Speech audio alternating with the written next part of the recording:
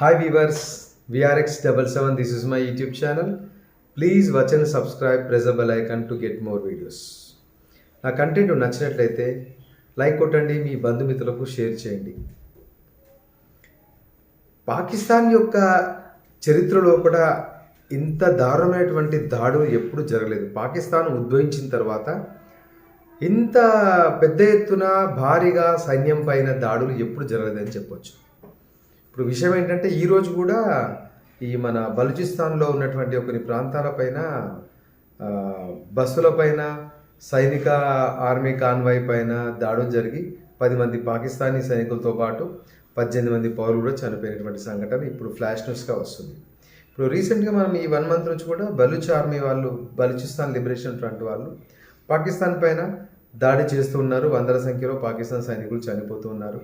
Train hijack నుంచి అంతకుముందు పెట్ట రైల్వే స్టేషన్లో బాంబు పేలుడు నుంచి ఒక్కటేమిటి మసీద్లతో సహా రంజాన్ పవిత్ర మాసంలో అని చూడకుండా ఈ బలూచిస్తాన్ లిబరేషన్ ఫ్రంట్ వీరులు, స్వాతంత్ర సమరయోధులు, మన తెలుగు మీడియాలో కొన్ని ఛానల్ ఉగ్రవాదుల దాడి అని అంటారు, అది రాంగ్. అది ఇంతకుముందు లాస్ట్ వీడియోలో కూడా నేను ఇదే విషయాన్ని చెప్పాను.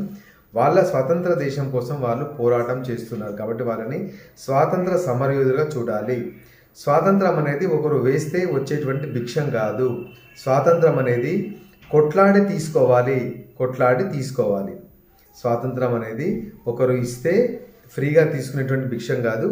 కొట్లాడి ఫైట్ చేసి స్వాతంత్రాన్ని సాధించుకునేటువంటి దిశగా బలూచిస్తాన్ వాళ్ళు వాళ్ళ యొక్క దాడులను పాకిస్తాన్ ప్రభుత్వం పైన, సైన్యం పైన, వాళ్ళ యొక్క అన్ని రకాల వ్యవస్థల పైన బీభత్సంగా దాడులు చేస్తున్న ఈ దాడులకు భయపడి పాకిస్తాన్ సైన్యం కూడా ఉద్యోగాలకు రాజీనామా చేసి రీసెంట్గా 2500 మంది బలూచిస్తాన్ ప్రావిన్స్లో ఉద్యోగాలు పోస్టింగ్ పడితే వాళ్ళు భయపడి మరి ఉద్యోగాలకు రాజీనామా చేసి ఇంట్లోకి వెళ్ళిపోయేటువంటి సంఘటన కూడా మరి వార్తల్లో ఒకట హెడ్లైన్లో వస్తుంది.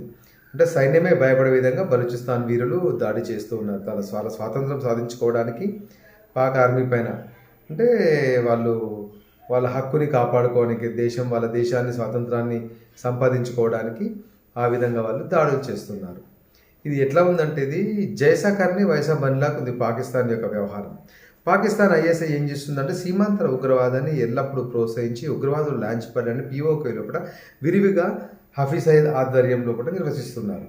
ఈ గత 10 సంవత్సరాల నుంచి కూడా పాకిస్తాన్ లోపల పాయింట్ బ్లాంక్లో గన్ను పెట్టి ఎంతోమంది భారతకు వ్యతిరేకంగా పనిచేసినటువంటి లష్కర్ తోయిబా తీవ్రవాదులను చంపించడం జరిగింది. ఇది 100% మన ఇండియాలో ఉన్నటువంటి రీసెర్చ్ అనాలిసిస్ వింగ్ రా ద్వారా ఈ పాకిస్తాన్లో ఉన్నటువంటి స్థానిక ఉగ్రవాదానికి డబ్బులు ఇచ్చి ఈ యొక్క వ్యక్తులని ఎవరైతే భారత్కి వ్యతిరేకంగా పని చేపిస్తున్నారో వాళ్ళందరినీ ఎలిమినేట్ చేస్తూ ఉన్నారు. ఇదంతా మాస్టర్ మైండ్ మన Indian James Bond Ajit Doval యొక్క నైపుణ్యంతోనే, అతని యొక్క ఆదేశాలతోనే ఇవన్నీ జరుగుతున్నట్టు ఎవరు చెప్పకున్నా వాస్తవం మాత్రం ఇదే అనమాట. భారత్కు వ్యతిరేక కాందహారు ఫ్లైట్ హైజాక్ నుంచి మొదలుకొని మొన్న రీసెంట్గా కూడా ఈ మసూద్ సయ్యద్ కూడా చనిపోయినట్టు మరి వార్తలు గుప్పమంటున్నాయి. మరి పాకిస్తాన్ లోపల ఇదే మంచి తరుణం. పాకిస్తాన్ కూడా ఇప్పుడు ఎన్నో రకాల సమస్యలు, ఆర్థిక సమస్యలతో పాటు అన్ని రకాల సమస్యలు ఎదుర్కొంటుంది. దేశం మొత్తం విచ్ఛిన్నమైంది. మరొక పాటే వాళ్ళకు కూడా స్వాతంత్రం వచ్చింది, కానీ అక్కడ రాజకీయం మొత్తం అస్థిరంగా ఉండి పరిపాలన చక్కగా లేకుండా దేశం మొత్తం అధోగత పాలైంది, అప్పుల పాలైంది. వాళ్ళకి ఎక్కడ కూడా అప్పు పుట్టడం లేదు. ఈ ఒక విధంగా చూస్తే ఈ బలూచిస్తాన్ వాళ్ళు కూడా దాడి చేసి దేశం మొత్తం దివాలా పరిస్థితికి వచ్చేసింది. వాళ్ళు ఐఎస్ఐ వాళ్ళు ఏం చేశారంటే భారతదేశాన్ని ముక్కలు చేయడానికి ఎంతో ప్రయత్నాలు చేశారు. ఈ ఖలిస్తాన్ తీవ్రవాదులకు ఆశ్రయం కల్పించి వారికి ఆయుధాలు సప్లై చేసి భారత్ని ఈ యొక్క ఖలిస్తాన్ వేరుపాటువాదులకు బాగా సపోర్ట్ చేసి భారత్ నుంచి విడగొట్టేద్దామని చేసి చూశారు. అదేవిధంగా రీసెంట్గా ఈ బంగ్లాదేశ్ను కూడా బడకో భాషను ఇచ్చేసి బంగ్లాదేశ్ను కూడా మన ఇండియాకు అగనెస్ట్గా వాళ్ళు మార్చడం జరిగింది. ఈ ఐఎస్ఐ యొక్క ప్రాధాన్యత ఇందులో కూడా ఎంతో ఉంది. ఇప్పుడు షేక్ హసీనా ఉంది, పార్లమెంట్ మీద దాడి చేసి అతను పారిపోయి ఇండియాకు వచ్చింది. ఇంగ్లాండ్ పోవడానికి అర్జీ పెట్టుకుంటే ఇంగ్లాండ్ వాళ్ళు రానివ్వలేదు. ఇంకా ముస్లిం దేశాలు కూడా తనకు ఆశ్రయం, చివరికి బంగ్లాదేశ్ యొక్క మాజీ ప్రధానమంత్రికి మన భారతే ఆశ్రయం కల్పించింది. ఈ విషయాన్ని కూడా గమనించగలరు. అంటే పాకిస్తాన్ మాటల్లో పడి బంగ్లాదేశ్ కూడా తన దేశం యొక్క ఆర్థిక పరిస్థితిని రోజు రోజుకు దిగజార్చుకుంటూ పోతుంది. పాకిస్తాన్లో కిలో పిండి 250 రూపాయల కిలో అయింది. మరి అక్కడ ఎలాంటి ఆర్థిక పరిస్థితి ఉందో మన ఇండియాలో ఉన్నటువంటి పాకిస్తాన్ ప్రేములకు కళ్ళ ముందు కనిపిస్తూ ఉంది. ఒక ఆయన అంటాడు బంగ్లాదేశ్ GDP ఇండియా కంటే ఎక్కువ ఉంది అనిపిస్తున్నాడు. పిచ్చుకూలకాయ బంగ్లాదేశ్ ఈరోజు ఒక చెప్పు పట్టుకుని అడుక్కునే పొజిషన్కి వచ్చింది. ఎప్పుడైతే ఇండియాకు వ్యతిరేకంగా ఇండియా అవుట్ అనేటువంటి నినాదం బంగ్లాదేశ్లో స్టార్ట్ అయిందో వాళ్ళు కంప్లీట్గా 90% ఇండియా మీద డిపెండ్ అయింది బంగ్లాదేశ్. ఆ విషయం వాళ్ళకు కూడా తెలుసు. కానీ వాళ్ళ కళ్ళల్లో వాళ్ళే వేలు పెట్టుకుని పొడుచుకుని వాళ్ళ ఆర్థిక వ్యవస్థను వాళ్ళే సర్వనాశనం చేసుకున్నారు. అక్కడ ఉన్నటువంటి కాటన్ ఇండస్ట్రీలో కూడా 60% పెట్టుబడులు మన వాళ్ళే ఉన్నాయి. అదేవిధంగా రా మెటీరియల్ మొత్తం హార్డ్వేర్ నుంచి మొదలుకొని కాటన్ సంబంధించిన వస్తువులు, ఈ ట్రాన్స్పోర్ట్ ఎక్స్పోర్ట్, యూరప్ దేశాలకు ట్రాన్స్పోర్ట్, ఇవన్నీ మన ఇండియా మీద ఆధారపడింది. రీసెంట్గా ఈ బంగ్లాదేశ్లో ఉన్నటువంటి అమెరికన్ పప్పెట్ అనేటువంటి యూనిస్ పాకిస్తాన్ నుంచి చక్కెర దిగుమతి చేసుకుంటూ ఇక్కడ మాల్దీవుల నుంచి ఇక్కడ కింద శ్రీలంక ప్రాంతం నుంచి తిరిగి దిగుమతి చేసుకుంటే కిలో చక్కెర 300 పడింది. తీట అనిగింది కదా. అదేవిధంగా వాడు ఏం చేస్తున్నాడు, అక్కడ ఉత్పత్తి చేసినటువంటి కొద్ది గొప్ప వస్తువులని మాల్దీవుల ఎయిర్పోర్ట్ గుండా వాడు ఇతర దేశాలు యూరప్కు తీసుకెళ్తుండు. ఇండియా నుంచి యూరప్ పోవడం ఎంత దగ్గర అవుతుంది, తిరిగి మాల్దీవుల నుంచి పోవడం అంటే వాడికి వస్తువుల యొక్క రేట్ అనేది పెరుగుతుంది కదా, ఇంధన వ్యయం. ఇట్లాంటి తుగ్లక్ విషయాలే మొత్తం. ఇప్పుడు మొన్నటిదాకా ఈడు కూడా ఎవడు మన మాల్దీవుల వల్ల కొత్తగా వచ్చినటువంటి ఆడు కూడా మహమ్మద్ మొయిజ్ కూడా ఇట్లనే ఇండియా మీద ఇక మనం వాడి పడేసిన కండంలు ఎరుకుని బతికేటటువంటి మాల్దీవ్ దేశంలో కూడా వాడు ఇండియా మీద మీసా మేలేసాడు. చివరికి వస్తే ఇప్పుడు ఏమైంది, గప్చూప్ అయిపోయాడు. ఎందుకంటే మాల్దీవులు 90% ఇండియా మీదనే డిపెండ్. వాళ్ళు ఈవెన్ తినే గుడ్లు, పాలు, పళ్ళు, కూరగాయలు, తాగునీటితో సహా ఇండియా మీద డిపెండ్. అట్లాంటి వాడు ఇండియా అవుట్ అనేటువంటి నినాదంతో వచ్చి ఇండియాకు వ్యతిరేకంగా ఉండి చైనాతో చేతులు కలిపి ఏమో చేద్దాం అనుకుంటూ ఏమో అయింది, అది ఏమైంది, ఇప్పుడు అడక్క తెలియ స్థాయికి వచ్చిండు. ఇప్పుడు రీసెంట్గా చేతులు జోడించి మీ పెద్ద పెద్ద పట్టణాల లోపల మీ యొక్క టూరిస్టులను మా దగ్గరికి రావాలని చెప్పేసి మేము వచ్చి అక్కడికి వచ్చి క్యాంపెయినింగ్ చేసుకుంటామని బతిన్లాడ అంటే కాలాబేరానికి వచ్చాడు. ఇదే విధంగా బంగ్లాదేశ్ కూడా పరిస్థితి ఇట్లా ఉంది. బంగ్లాదేశ్ పరిస్థితి మరీ దారుణం ఉంది. అక్కడ ఉన్నటువంటి జౌళ్ళు పరిశ్రమ, ఈ మన బట్టలకు సంబంధించినటువంటి లూమ్స్, పవర్ లూమ్స్ అన్నీ మూతపడినాయి. ఎందుకంటే రా మెటీరియల్ మొత్తం ఇండియా నుంచే పోవాలి, కాటన్ మొత్తం ఇండియా నుంచి పోవాలి.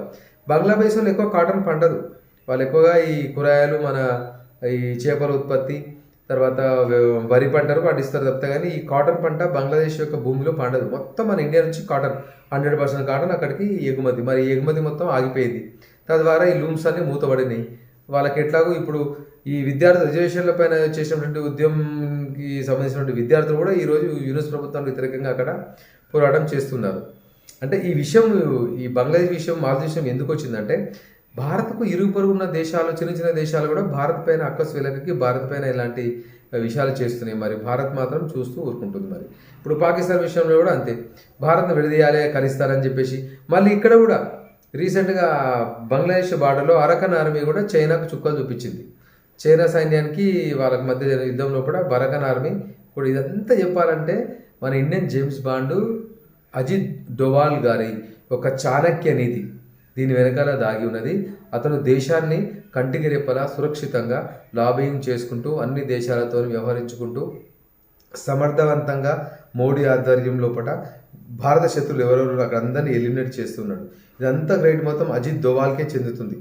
ఇప్పుడు ఖలిస్తాన్ విషయంలో కానివ్వండి, పాకిస్తాన్లో జరుగుతున్నటువంటి ఇప్పుడు ఈ బలూచ్ రెబల్స్ ఉన్నారు కదా, వీళ్ళకి కంప్లీట్గా ఆయుధాలు మొత్తం మన ఇండియా నుంచే పోతున్నాయి. ఈ విషయం అసలు తెలియదు. కానీ ఈ బలూచ్ వాళ్ళకి ఫుల్ సపోర్టు ఎవరు, అజిత్ దోవల్ తరపు నుంచి ఇండియానే మొత్తం సపోర్ట్ చేస్తుంది. ఎవరైతే పాకిస్తాన్ వాళ్ళు మన ఇండియాని ముక్కలు చేద్దాం అనుకున్నారో వాళ్ళ దేశమే ఇప్పుడు 3 ముక్కలుగా అయ్యేటువంటి విధంగా కనిపిస్తుంది. కాబట్టి సీమాంతర ఉగ్రవాదాన్ని ప్రోత్సహించినటువంటి ఇటువంటి దేశాలకు ఇలాంటి శాస్తే జరుగుతుంది. త్వరలో కూడా బంగ్లాదేశ్ పరిస్థితి కూడా అత్యంత దయనీయంగా, దారుణంగా అయిపోతుంది. ఈ బంగ్లాదేశ్ నుంచి ముఖ్యంగా వలసలు ఆపాలి. ఫస్ట్ మమతా బెనర్జీ ఉంది కదా, మమతా బెనర్జీని ఓడగొట్టాలి. తర్వాత బెంగాల్ నుంచి వలసలు మొత్తం మన సౌత్ ఇండియా కూడా బంగ్లాదేశ్ వలసలు చాలా మటుకు ఎక్కువ అయిపోయినాయి. ఈ వలసలు ఇప్పుడు నార్త్ ఇండియాలో కూడా ఢిల్లీలో రేఖా గుప్తా కూడా రీసెంట్గా ఈ బంగ్లాదేశ్ వాళ్ళని అక్కడి నుంచి వెళ్ళగొడుతుంటే వీళ్ళు ఎక్కడ వస్తున్నారు, ఈ కర్ణాటక ప్రాంతానికి, తెలంగాణ ప్రాంతానికే వస్తున్నారు బంగ్లాదేశ్.